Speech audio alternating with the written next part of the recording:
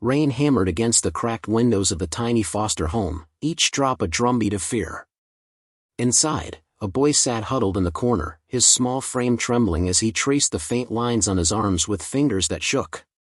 He wasn't just hiding from the storm outside, he was hiding from the storm within these walls. Shadows danced on the peeling wallpaper, but the darkness in his room wasn't cast by lightning, it was the secrets etched onto his skin, scars he prayed no one would ever notice. Every creak of the floorboards made him flinch. Every distant honk of a car seemed like the world laughing at him, mocking the fragility he tried to hide. He had learned long ago that showing fear invited pain. The foster home's caretaker, a man with a smile as fake as the sunshine, had a way of turning gentle touches into threats, and every bruise became a story he was forced to erase with silence.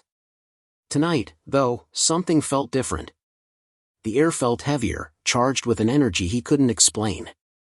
Somewhere beyond the locked doors, tires roared and engines growled, a sound both terrifying and exhilarating. For a moment, he allowed himself to hope that maybe, just maybe, someone had noticed. Someone who didn't turn away. His pulse quickened as he pressed closer to the wall, listening. The sound of leather jackets rustling and motorcycles revving echoed through the night, and the boy's heart betrayed a flicker of courage he hadn't felt in years. It was as if the world itself had decided to intervene, as if fate had sent warriors who could read the truth in his trembling hands and hidden scars. But would they arrive in time? Or would the secrets buried deep within his small body remain trapped, another silent scream swallowed by shadows? The storm outside mirrored the storm inside him, a collision of fear, pain, and desperate hope. And in the distance, engines roared louder, promising that change, though uncertain, was coming fast. He could almost believe he wasn't completely alone. Ethan had never known a life that felt safe. At 8 years old, he had already learned that the world could turn cruel in the blink of an eye. He bounced from one foster home to another, each one promising warmth and stability but delivering nothing but cold floors and colder hearts. People asked him to smile, to act like a normal kid, but how could he? Every mirror reflected not a child, but a series of bruises and scars, a map of battles no one should have to fight. The latest home was supposed to be different. It was a modest house on the edge of town, the kind where neighbors pretended to care but never truly looked. Mr. Harlan, the caretaker, had a reputation for being strict. To outsiders, he was a disciplinarian, a man who kept order. But to Ethan, he was a nightmare hiding behind a polite smile. Punishments came for the smallest mistakes, and when words weren't enough, hands made sure he learned his place. School was no refuge either. Teachers occasionally noticed the faded marks on his arms, but excuses like clumsy kid or falls a lot silenced any real concern. Friends were scarce because Ethan had mastered the art of invisibility. He kept his head down, avoided questions, and made himself small, both in body and in presence. The boy who laughed in old family photos didn't exist anymore. Yet, beneath the fear, there was a stubborn spark that refused to die. Ethan kept a journal, tiny and hidden beneath the mattress. It was a place where he could write the truth no one would hear aloud. Pages filled with words like afraid, alone, and hurt were his silent rebellion against a world that demanded obedience through pain. Sometimes, in the quiet moments before the caretaker's return, Ethan would touch the edges of his scars and wonder if anyone would ever see the real story behind them. It was during one of those moments that the first signs of hope appeared. A neighbor, an elderly woman with keen eyes and a gentle smile, noticed something was off. She didn't ask questions, she simply watched from a distance, observing the quiet boy who flinched at every raised voice. Her intuition whispered that Ethan wasn't just another troubled child, he was a soul in desperate need of rescue. Meanwhile, Mr. Harlan's control tightened. He could sense that Ethan's subtle defiance, hidden in journals and trembling glances, was a threat to the order he demanded. Punishments became more frequent, more calculated. But the more he tried to break the boy, the more Ethan's hidden strength grew, an invisible shield forged from years of surviving the unimaginable. And then came the day Ethan realized that hiding would no longer protect him. The bruises, the scars, the silent cries, they were all pieces of a truth too big to be ignored. Somewhere beyond his confined world, Ethan felt that justice might exist, waiting for those brave enough to see what others refused to. It was a dangerous hope, but it was all he had. And sometimes, a fragile hope is enough to spark a chain of events no one can stop. Days turned into weeks, and the weight pressing down on Ethan grew heavier. Mr. Harlan's punishments escalated, each one more ruthless than the last. Minor mistakes, spilled milk, a late homework sheet, a misplaced shoe, were met with harsh words, icy glares, and, sometimes, pain that left Ethan clutching his arms, whispering to himself that no one would ever believe him. The caretaker's control was absolute, the walls seemed to close in tighter with every passing day, and the boy's courage, though flickering, was tested beyond measure. At school, the whispers grew louder. Some kids noticed the fading bruises, others made cruel jokes, and Ethan learned quickly to shrink further into invisibility. The safe spaces he'd once clung to, classrooms, playgrounds, even the occasional smile from a teacher, were disappearing. His journal remained his only confidant, the silent witness to a life that nobody outside these four walls seemed willing to protect. And then came the ultimatum. One rainy evening, Mr. Harlan cornered him in the kitchen, his shadow stretching long and threatening across the cracked linoleum floor. "You think anyone cares about you, don't you?" he sneered. "You're nothing. Just a foster kid. No one will ever fight for you." The words were designed to crush, and for a moment, Ethan felt the icy grip of hopelessness take hold. It wasn't just fear now, it was isolation. Even the faint glimmers of hope seemed to flicker and die under the caretaker's relentless pressure. Ethan felt trapped in a world where every door was locked, every voice silenced, and every eye blind to the truth etched on his skin. Yet, somewhere deep inside, a quiet resistance began to stir. Every bruise, every scar, every moment of pain became a silent plea, a call that something, someone, might answer.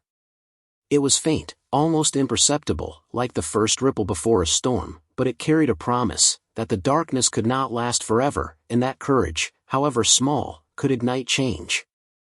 Unseen, unheard, and underestimated, Ethan's quiet call was about to awaken a force that would shake the world around him, a force he could never have imagined, but one that would not rest until the truth was finally seen. The night air carried a low, persistent rumble, distant at first, like the heartbeat of something immense waking from slumber. Ethan, curled beneath a thin blanket on the worn couch, froze.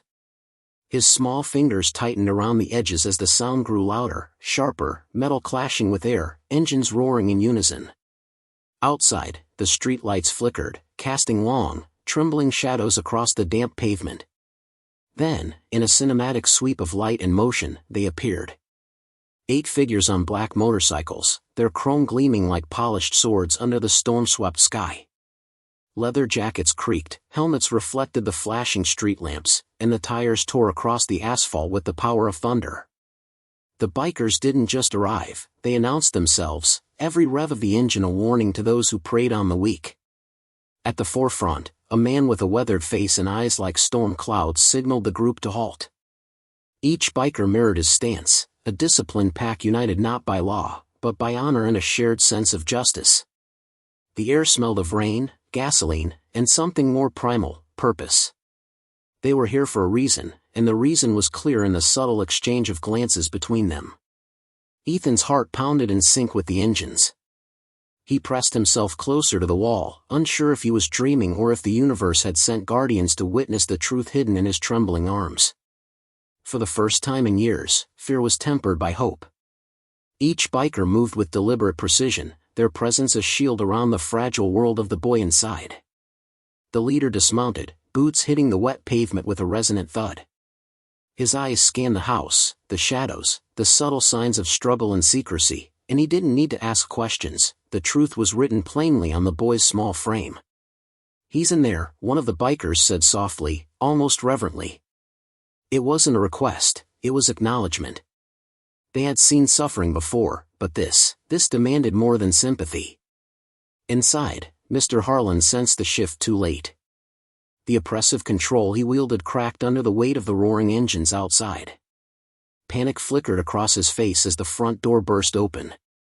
Rain and wind tore through the kitchen, carrying with them a sense of inevitable reckoning. The bikers moved like a wave, filling the space with silent authority, surrounding the caretaker without raising a single hand yet. Power radiated from them, not the power of aggression, but the power of righteous unity. Ethan watched, wide-eyed, as they approached. One reached out, gently resting a gloved hand near the edge of the couch, a wordless promise that he was safe now. Another removed a helmet, revealing a face lined with years of battles fought for those who had no voice. The boy's chest rose and fell rapidly, catching a breath he didn't realize he had been holding for years. Outside, the engines quieted, leaving only the rain and the distant city hum. Inside, Justice had arrived, silent but unshakable, ready to confront the darkness that had haunted Ethan's life for far too long. The room seemed to shrink under the weight of the biker's presence. Mr. Harlan's face had gone pale, his once commanding voice reduced to a trembling whisper. What are you doing here?" he stammered, backing toward the corner. The leader's eyes, sharp and unwavering, locked onto him like twin lightning bolts. "We're here for the truth," he said, voice calm but resonant. "And the truth is already written on him." Ethan, sitting on the couch, felt a strange mixture of fear and courage. The boy who had cowered in silence for years now watched as the agents of justice filled the space around him. The bikers didn't need to strike, they didn't need to raise a fist. Their mere presence, their unity, and their unwavering stare carried a weight heavier than any punishment Harlan had ever delivered. You can't just." Harlan's protests were cut short by the collective movement of the bikers. One stepped forward, removing his helmet and revealing a face hardened by battles fought for the voiceless. "We don't need to just anything," he said. "We're here so the world knows what you've done." The leader reached into his jacket, pulling out a small device, a phone connected to a live stream. "We've alerted the authorities, the social services, and the neighborhood. Every abuse, every hidden scar, they'll see it now." The screen flickered to life, showing the bruises and scars Harlan had so carefully tried to conceal. In real time, the truth was being revealed. Panic surged through Harlan as realization hit. His control, built on fear and secrecy, crumbled under the weight of exposure. The bikers didn't touch him violently, but their presence alone was enough to make him shrink.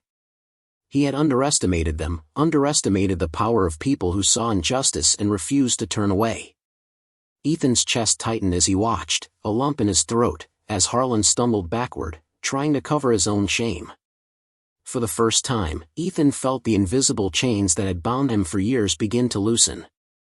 One biker knelt beside him, placing a reassuring hand on his shoulder.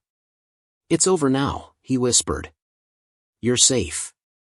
Neighbors who had long ignored the signs now gathered outside, drawn by the roar of the engines and the live broadcast. Whispers turned into questions, and questions turned into action. Social workers arrived minutes later, accompanied by the police, their faces a mixture of concern and disbelief. The truth, once hidden, had finally come to light, and the boy who had suffered in silence was no longer invisible. Mr. Harlan was taken away, his threats and intimidation reduced to echoes. Ethan felt a surge of relief so overwhelming it left him momentarily breathless. The bikers stood silently, their work complete, not seeking recognition, but ensuring justice had been delivered. Their eyes, once fierce and commanding, softened as they turned their attention to the boy who had endured so much.